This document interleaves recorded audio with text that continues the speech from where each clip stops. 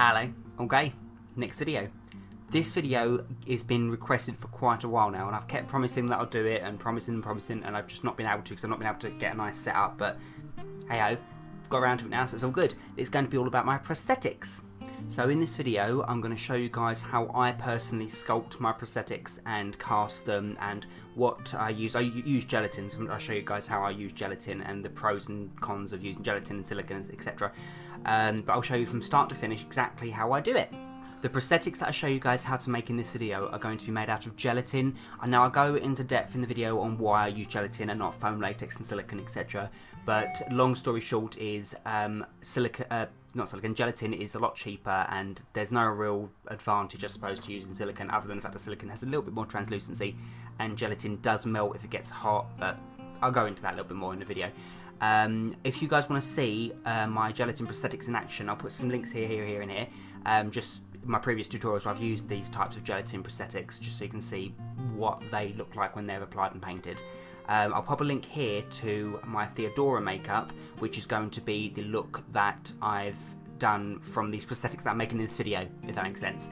And before I start, I just want to say I don't consider myself to be a great sculptor, to be perfectly honest. I know how to sculpt the things that I want, the shapes and everything, but texture and certain things I don't think I'm great at, so don't consider this to be a sculpting tutorial as such. It's more about how to get the shapes, the edges right, and the wall built around it, and yeah, it's a prosthetics video, so I'm aware that my sculpting isn't great, yeah. So if you'd like to learn more about how I make my prosthetics, stay tuned. Okay, so before I start, I apologise for the crudeness of this setup, and I apologise for the state of my cast. This face cast of myself has gone through a lot over the years, and yeah, I've used it for pretty much all of my tutorials, so it's had some wear and tear, but the basic bone structure and everything's still there, so it's still good to use. But yeah, so skipping ahead a bit, this is a plaster cast of my face. I'm not going to show you guys how to do it in this tutorial, because that's going to be a whole other tutorial in itself. There are some tutorials available, some great tutorials online already at the moment teaching you guys how to do face casts, but yeah, so skipping ahead a bit, so I'm going to be sculpting all of my prosthetics straight directly onto this cast, so that when I have the negative taken off of that, it will match my own face perfectly. So the clay that I'm going to be using in this tutorial is a nylon reinforced modelling clay, which is basically regular modelling clay, but it dries in air, so it's not oil based or anything like that. So you will need a spray bottle filled with water to hand, so that you can spray the clay, the sculpt that you're making, every maybe 10 to 15 minutes or so, just to prevent it from drying out and cracking, because we don't want that. It is a bit of a pain, but this type of clay is a lot easier to work with. I used to work with an oil-based clay that never dried, so I didn't have to spray it, but it's incredibly tough and it takes a lot longer to sculpt a prosthetic. So, plus you can get a lot more fine detail with this type of clay. So what I'm going to be sculpting today is going to be a chin and a nose piece for my next tutorial, which is going to be for Theodora, or the Wicked Witch of the West, I'm assuming, because the film's not actually out yet, from Oz the Great and Powerful. So what I'm going to do is, because they're going to be quite close together, I'm going to sculpt them individually. So I'm going to sculpt the chin, then cast it, then sculpt the nose, then cast that. The reason behind it is, you'll see later on in this video, but when you sculpt a single prosthetic, if one's too close to it, you can't get a single mould out of it. I do also need a brow piece for this look, but I've already sculpted a prosthetic brow piece for one of my previous tutorials, and it will work great for this, so I just need a nose and a chin. So my face cast, however dirty it may be, is actually, even though it doesn't look it, is clean. There's no dust or anything on the surface, so there's nothing that will stick to the clay. So I'm literally just going to stick the clay, I'm going to start on the chin, directly to the cast, just like that, and it will stick just really nicely. So the chin that I'm going to be making is going to be fairly long. It's not really too long, but it's more pointed than anything else. So I just literally add balls of clay at a time, small balls of clay at a time, so I don't just go at it with a huge amount of clay, because otherwise it wouldn't stick to each other. So you just press it down like that, and I'm using my thumbs just to blend the edges out so there's no edge, but I've got another method for blending the edges out, but I'll do that right at the very end. So just keep on layering it up with small balls of clay at a time until you've got the shape that you want. I mean, you'll probably see more in my when I sculpt the nose, but I've not really used any tools for this so far, other than just getting rid of some of the bulk edges here. But I just use regular sculpting tools like this that have sharp edges. You tend to get them in a pack of 12, really, or 14. But, I mean, there's no specific tool for any specific job. It's just whatever you find, whatever you feel comfortable with. So, yeah, so the overall shape I'm going for is like that. So it's not, I mean, it's obviously greater exaggerated than a natural chin, but it's smooth at the edge, but it's really pointy. But it's not coming out much further than that. So you can see in profile just how big it should be. Yeah, so make sure underneath goes down so there isn't a straight edge. So we want it to be smoothed under. Usually I do some kind of skin texture, like with it, like for example pressing the skin of a lemon against it just to give some pores, or maybe taking a really pointed tool and just adding a few little pores in there. But the look that she has from the photos I've got, granted the film isn't out yet so the photos aren't great, but it literally just looks so shiny and polished. I don't know if that's on purpose or not, but there doesn't seem to be any kind of skin texture there at all. It's bizarre, but hey ho. So I'm going to just leave this as it is. I need to blend the edges off now so that when you run your finger down a prosthetic there is no edge at all, but we don't want a completely straight line around it. We need it to be sporadic. So, I mean, you can do it with water with this type of clay, but I found the best way of blending edges is with lighter fluid. By literally just taking a really small amount on the very edge of this, because it dissolves clay. And a cotton bud, you can just gently taper off the edges so there's no edge whatsoever. It's amazing. So I'll just soak the end of my cotton bud in lighter fluid, and then I can just literally roll my cotton bud along the edges, making sure just not to try and push too hard, just gently roll it and eventually the edges will disappear.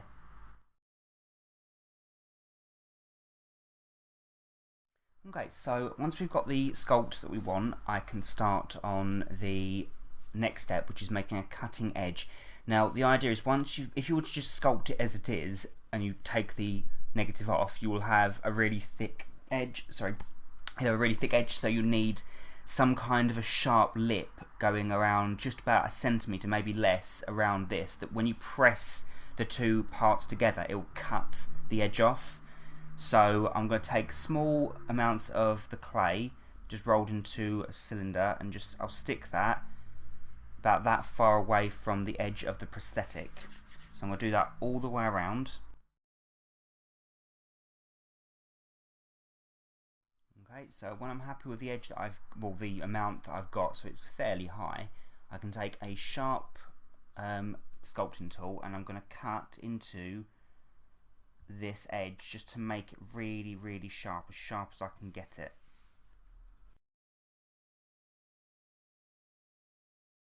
So try and get the edge as sharp as you can get it. So, I mean, imagine this as a negative. So once you push it together, this whole edge around here will cut the prosthetic that you put into it. So it will cut the gelatin or whatever substance you choose. So you'll have this area here will be the really, really thin edge. So once you've done that, we can start on the wall. So I'm going to need to build up a wall of clay from the outside here upwards as deep as the prosthetic so that I can fill the entire area here with some plaster of Paris. I should really do this with a rolling pin, but I just found it's just as easy, if not easier, just to press the clay like this and just to stick it down on the edge. It's proper lazy, but it does the job. So I'm just going to stick that down, making sure that no plaster of Paris can leak out the back, and make sure that it sticks to the edge, but we don't want to interfere with this whole area here. So there we are. Yeah, it does look very silly, but and I apologise again for the crudeness of this, but this is how I do my prosthetics at home, because it's this prosthetic that actually matters. This whole wall I build here, the reason I do it this way is just because it's easy for me to stack them, and yeah. So then just make sure there's no tiny bits of clay floating around in there, because you don't want anything loose. So just take a cotton bud and just running it around the edge to make sure it's completely clean, so there's no tiny balls of clay in there. Yeah. So once we've got that, we need to fill this whole area with plaster of Paris. I can't really show you guys how to do it because I've not got a setup for that. But I mean, it's going to be filled up to the top here. Make sure all I can say is once you've filled it with a very thick mixture of plaster of Paris, to bang your plaster cast, not heavily, but whack it against the surface, so like for quite a few times, so that all the bubbles raise to the surface, so you've got no air bubbles trapped in there. I mean, if you want, I mean, I tend to put a tiny bit of plaster in there and then just smooth it on with my finger and then fill it up and then bang it, just so I know it catches all of the area. So yeah, I'm going to fill this plaster of Paris and I'll get back to you. There we are. So that's been there now for an hour, so you know it's done when it feels cool to the touch. And yeah, so we can remove it. So I just literally put it like that. That's as easy as it is. And you've left with this. So when I remove all of this clay on the outside, you'll be left with a really sharp edge, and then I've got to remove that inside there. Please be careful, because at this point you could break the plaster, so be as fragile with it as you can. So I'm just going to peel all of this off. And there we are. So we've got a chin prosthetic, which when we line it up with the cleaned positive, they fit perfectly. So I don't know if you can see, it's difficult to show you on camera, but if I put it on the side, you can see, there we are. So you can see the edge touching there. So when you press it together, that will cut all of the excess gelatin right along this edge here. So you'll have a really nice smooth edge that tapers off here. So now I've done that, I can start sculpting the nose. So for the nose, I'm going to be sculpting, it's going to be an interesting shape. It's going to be quite hooked down, so it's going to have a slight slight tilt towards the bottom, towards the chin. This area here, I'm going to have to make it quite prominent, because this bridge of the nose needs to look really thin. So in order to give it a good contrast, I need to make this area wider. So as before, I'm going to take small balls of the clay and just start layering it up. So I've just quickly built up a basic nose shape that we can sculpt at. So you don't need a huge amount of clay for the nose, because every tiny bit of clay you add will make the nose look that much bigger, and we don't want this to look like a huge nose. We just want it to look narrow here and longer down here. These bits are just, as I said, to make this look more contrasted. I tend to cut off the edges here with a sculpting tool, just so that I can blend them out later, because it's this area here and here that's particularly hard to blend. Make sure also the nostrils are clear, because otherwise you won't be able to breathe, and I'm pretty sure that's an important thing. So so just make sure those are hollowed out. So I'm making the bridge of the nose as narrow as I can by just running my fingers down the sides of the nose and then rounding the edges off the bridge. So as you can see, I've hooked the nose down and made it ever so slightly pointy, like the chin, towards the bottom. The nostrils are clear. I've not blended the edges yet, but to be honest, that's as thin as they're going to get. But yeah, I'm still going to use the not liquid latex, the lighter fluid on a cotton bud, just to make them a tiny bit more thinner, but not much. I should also mention I've sculpted the nostrils ever so slightly higher than my natural nostril line here, because you tend to find that in most villains and in this film, by the looks of it, the nostrils have a slight point upwards, and that gives like a snarl effect. It's bizarre to explain, but it does add a lot more of a sinister effect to the look. But yeah, so ever so slightly higher than the natural nostril line. I don't know if you can see from the profile, but I've given it this tiny little bump smoothed out there. My reason for that is when I use the brow prosthetic that I've already sculpted, it's going to raise the forehead quite a bit anyway, which is what I want, but this will also add to the depth. It will give the illusion that this area here is a lot further out than it actually is.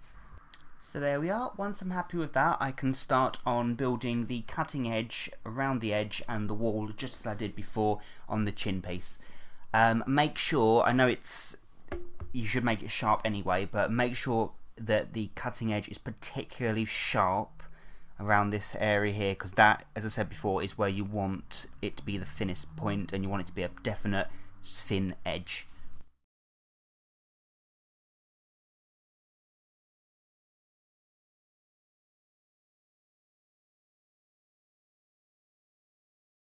There we are. So I've got my wall built and I've got my cutting edge, and yeah, ready to go. So now I can, as before, fill this with plaster of Paris to get my negative. I've had a couple of people ask me what other mediums you could use instead of plaster of Paris. To be honest, I've only ever used plaster of Paris and polyurethane, and obviously like resin and for fiberglass cast. But to be honest, plaster of Paris for gelatin is ideal. It's the cheapest. It's if you wanted to recycle it, you could. It's not really that harmful to the environment. I mean, polyurethane is plastic. It's and it's difficult to work with, I suppose. You've got to have the right temperatures and everything. But yeah, so I tend to use plaster of Paris. But people ask me then, if your face cast is made of plaster of Paris and your sculpt, your negative is made of plaster of Paris, why don't they stick together? Now, you can see from here that the plaster only touches a small amount of the face cast. If you're that worried, I mean, it shouldn't have any problems when you pull it apart, to be honest, but if you're that worried about it, you can take something like washing up liquid, like fairy liquid, something like that, for example, and you could water it down ever so slightly with, we could use water. I mean, I've used nail varnish remover, to be honest, in the past, a tiny drop of that, and you can just so it's a thin oil. I mean, you could use cooking oil, to be honest, and you can just rub it ever so slightly on the edge, really thin coat where the plaster meets, so then you've got your own mould release. Yeah, I have used that in the past, but I don't tend to have that many problems with it sticking. So, but yeah, so I'm going to fill this with plaster of Paris and get back to you. There we are, so that's been left an hour, and now that's nice and cool and ready to be taken off. So again, just take both sides, don't pull it too hard, and just lightly twist it, and whoop, there we are. One nose piece. So once again, I'm going to remove all of the excess plaster around the, not plaster, clay around the edges so that I can get to my mould. There we are. So I've still got a bit of cleaning to do, but you can see just the sharp edges around the nose, so that when I press against the positive cast will cut the prosthetic. So to clean them, I should mention I tend to use a tiny bit of fairy liquid, like washing up liquid, and loads of water and a cotton bud, and I just roll out all of the clay that's left in the prosthetic, because I don't want to use anything too harsh, because I don't want to chip the plaster or anything. So there we are. I've got my witch nose, my witch chin, and my witch brow piece, which I'll need to find somewhere. I have stored. But yeah, that is the basics of just sculpting. Granted, I've not done anything on skin texture or anything like that, but as I said, you don't need it for this look. But that's in the sculpting stage, and I'm not the best sculptor in the world, to be honest. But hey ho. So now hopefully you can see why I did them in two separate pieces as opposed to one. The main reasons obviously being, if I want now, I can use these prosthetics individually and have them interchangeable for different looks. Plus, if I were to do that, had done them all in one piece, this would have been a very big prosthetic, and I would always have to make the nose and the chin together. I just prefer to do them individually. It's a lot easier to work with, and they tend to lock in better when they're smaller. So once I've got my moulds made, I can start working on the prosthetics. This is the brow piece that I'm going to be using. I've used this many times, so it has broken over time, and I've done quick repairs on it with glue, and yeah, the actual mould itself is fine, so forgive the crudeness of this. But that's going to be my angry brow that I've used for my Pinkstylist video. I've used it for my Jackal makeup tutorial. It's been used quite a lot. And there's my nose and my chin. So as always, I mean, I make my prosthetics out of gelatin just because you can, after you've made one prosthetic, you can clean it if you want to, you can melt it back down again and make another prosthetic and another prosthetic, and it seems to go on for quite a long time. The upside to using this over something like foam latex is foam latex is expensive to make, you need the facilities. Also, foam latex isn't translucent at all, and it just, the light doesn't reflect off it as well, so it just looks more fake, if that's the right word. I mean, don't get me wrong, foam latex is amazing. It's super lightweight, which is another downside to gelatin and silicone, is because they're quite heavy. So foam latex is usually used for like bigger, bulkier areas, bulkier looks, just so it doesn't weigh the actor down. Obviously, the ideal method, I think, would be to use silicone. But again, silicone is expensive and you can't reuse it, and if it goes wrong, that's it. If this goes wrong, you can keep reusing it and reusing it. It just comes down to cost for me, I think, to be honest. And plus, gelatin has the translucency that silicone has. Obviously, silicone's better, but yeah, going off on a tangent. So what I use is, I use regular store-bought gelatin, the kind you use in cakes and, like, obviously jelly and stuff like that. I'll probably do it with one. I'm going to do two to be safe for the chin. I mix 2 of the sachets And there's about 8 grams worth of product in each sachet, if that helps anyone out there. I'll mix 2 of these with in a regular mug that can go in the microwave, with quite a lot of glycerin, which again you can buy this in most food stores because it's just a cake ingredient mainly.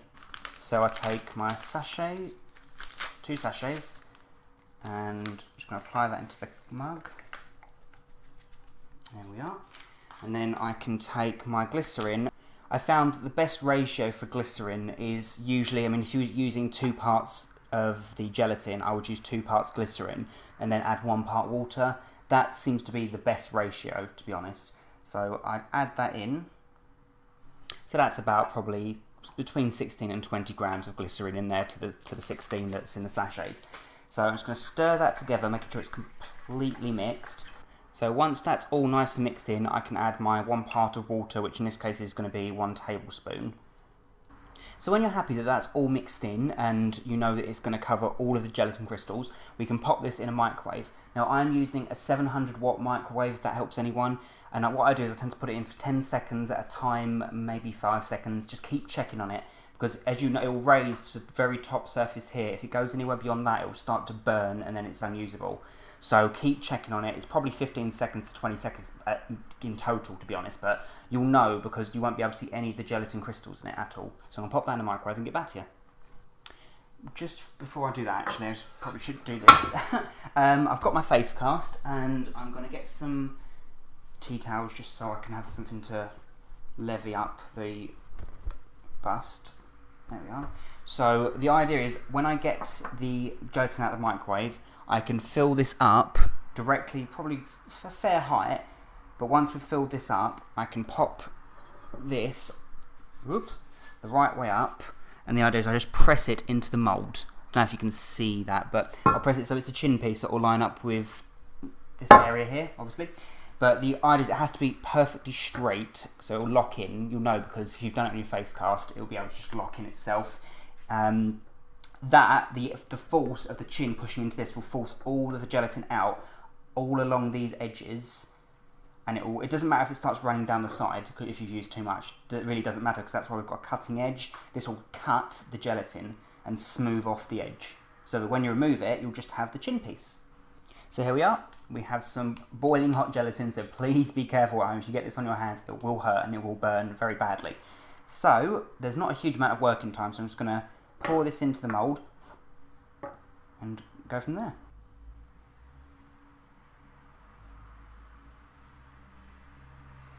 So I'll completely fill the prosthetic.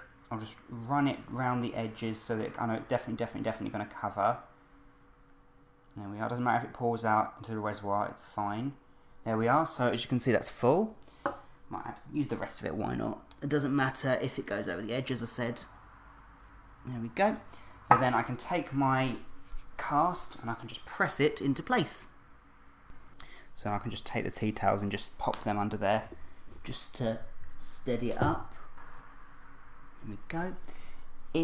This cast is incredibly heavy, so it's got enough weight on it to push it down to definitely cut the edges off. If you're using something a lot lighter, like if it's just the face, you will need to put something heavy on top of this just to press them down together. Now that generally takes about 15 minutes, I'd say. I leave it 15 minutes just so I know it's completely set. But yeah, 15 minutes just to be sure. The bigger pieces obviously would take a lot longer, but I think the nose and this chin, that'll do 15 minutes. I took some photos while it was drying just so I can show you what it looks like when you push the negative to the positive. So there we are. So now that's been 15 minutes, I can remove my prosthetic. So the idea is I can just flip it around. So you can see how it's set, 'cause it's completely stuck. The other way of telling is, another reason why you overstuff it, as it were, is you can tell the bits that drip down set completely. There we are. You don't want it to be sticky, to be honest. If it's sticky, it's not set. So now I can just rock this gently back and forth and get some air in it, and eventually it will just come unstuck.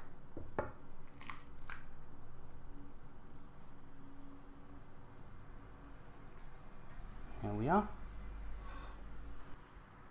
So what we need to do now is, so hopefully, with any luck, the cutting edge, yeah, see there we are, it just pulls off all of the excess.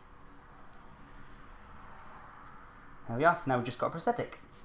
So to get the prosthetic out, I use icing sugar, so regular store-bought icing sugar, because it doesn't affect the chemicals of the actual gelatin. It doesn't affect the stability of it or anything, and translucent powder tends to stick to it and clump, and we don't want that. So I'm going to sprinkle a tiny bit of the icing sugar onto the prosthetic.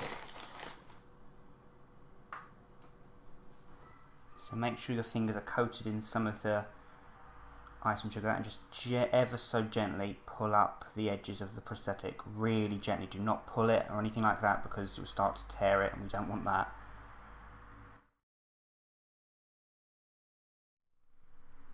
So just make sure it's completely covered in the icing sugar, because you don't want it to be sticky. And then we have, if we just lay it down on the cast, it's always best to leave the prosthetics on the cast when you're not using them, just because it just retains its shape. But there we are, we have one chin prosthetic. So if that you can see there, but all of the edges are super thin, you know, because they're translucent. And they'll blend really nicely with witch hazel. Yeah, so now I can make the nose prosthetic. So I'm going to do exactly the same again. 2 sachets of the gelatin mixture, the gelatin crystals, to 2 parts glycerin, and then 1 part water. Here we are. So once again, I've got the mixture all heated up, and I can just pour it straight into the prosthetic. The reason I pour it from a height is because it gets rid of the majority of the bubbles.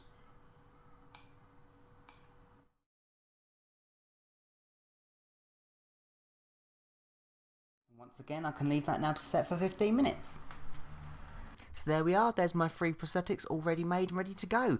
Don't worry about the extra edges that are on the chin and the nose, that's called flashing. That will actually come off when I apply the prosthetic. I prefer to take it off when I've applied it, just so I don't tear any of the prosthetic, or yeah.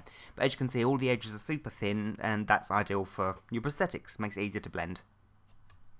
And that's it. So after I took out my prosthetics, they're just ready to be applied. They will keep for quite a while. I mean, I have frozen them in the past. Generally, I only make them on the day that I'm going to be using them, just so I know they're in great form. But you can freeze them because of the water that's in them, and then take them out and leave them for a couple of hours, and they will thaw.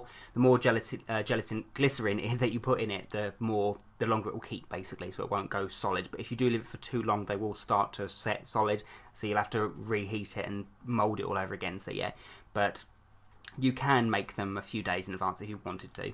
A lot of you guys out there are probably asking why I've not used sorbitol. I used to use it, but I've stopped using it now, as it's sort of expensive, I guess, but it's just something that I've not needed. Sorbitol is just an ingredient that you add to it to make it last longer. Well, not last longer, but it makes the durability of the thickness of it a little bit more workable. But I found that it works just as well for me without it. And plus, I use my prosthetics on the day, so I don't need them to last particularly long. So, as I said though, you could freeze them if you wanted to use it for like a few weeks later, say. And before I forget, I just want to pop a couple links on the screen to my Facebook page and my Twitter page. Twitter I'm slowly using more than I used to, but I do a lot of my communication with you guys on Facebook, so definitely check out the link, because I post all my pictures there before I upload my makeups, and I just generally ask you guys a lot of questions about what you'd like to see the most, and it's just great to chat to you guys. So yeah, that's my prosthetics tutorial. I know there are a lot of other ways of making prosthetics, but this video is just showing you how I make them myself. It works well for me, that's my method. I'm sorry it took me so long to get this video out to you guys. As I said, it was the setup and everything, but that's all been figured out now. So I really hope you guys enjoyed it. I really hope it was informative to some of you out there. And yeah, so if you've got any questions, please feel free to pop them in the comment box below. I'll always get back to you, or pop me a message, whichever's easiest. And yeah, so until next time, bye.